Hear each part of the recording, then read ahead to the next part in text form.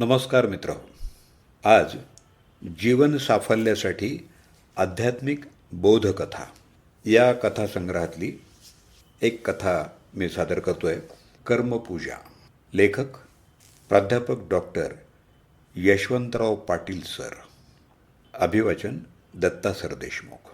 मित्र, कोणतंही काम समर्पण करून प्राण ओतून केलं तर त्यात यश मिळतंच मिळतं.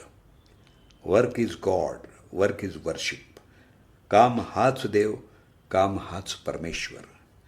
कार्यमग्नता हीच ईश्वर पूजा, अशा अर्थाची अनेक वचनं, घटना, प्रसंग, व्यक्ती सर्वच भाषांमध्ये आहेत.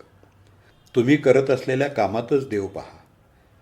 तेच काम मनोभावे प्रामाणिकपणे करा आणि तीच तुमची देवपूजा, अशा आशयार्थाची संत कबीर आणि जनाबाईंची ही कथा आपल्याला बोध देणारी आहे.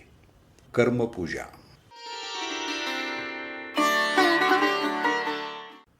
उत्तर भारतात जन्मलेल्या संत कबीर यांना हिंदू मुस्लिम ऐक्याचं प्रतीक समजलं जातं.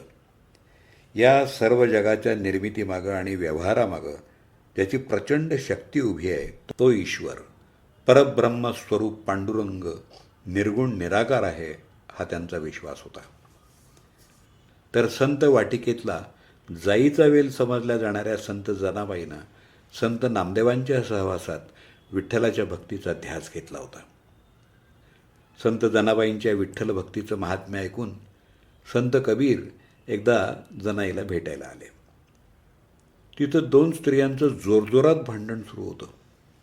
कबीर यांनी जनाबाईंविषयी विचारणा केली असता त्यांना हे कळलं की जनाईचंच दुसऱ्या स्त्रीशी भांडण सुरू होतं. कबीरांना खूप आश्चर्य वाटलं. शेवटी ते भांडण सोडवायचं काम कबीरांकडे आलं. भांडण होतं क्षुल्लक गोऱ्यांचं.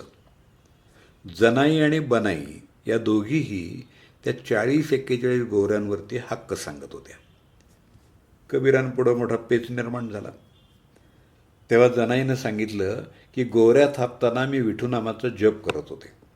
ज्या गोरीतून विठ्ठल विठ्ठल असा आवाज ऐकू येईल ती गोरी माझी, आणि ज्यातून आवाज येणार नाही ती गोरी बनायची.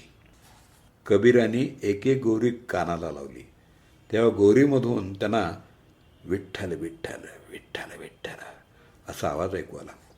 ज्यातून विठ्ठल विठ्ठल असा आवाज आला त्या गोऱ्यांचा एक ढीग, आणि ज्यातून असा आवाज आला नाही त्यांचा दुसरा ढीग केला.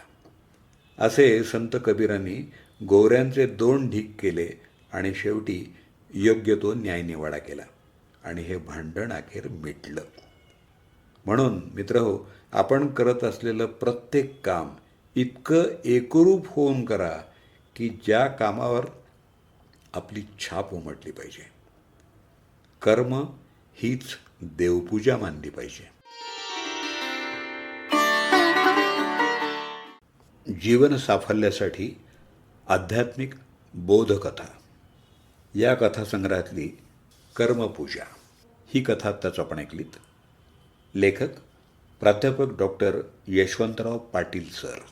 त्यांचा मोबाईल नंबर 9890615649. अभिवाचन दत्ता सर देशमुख. 8329730186.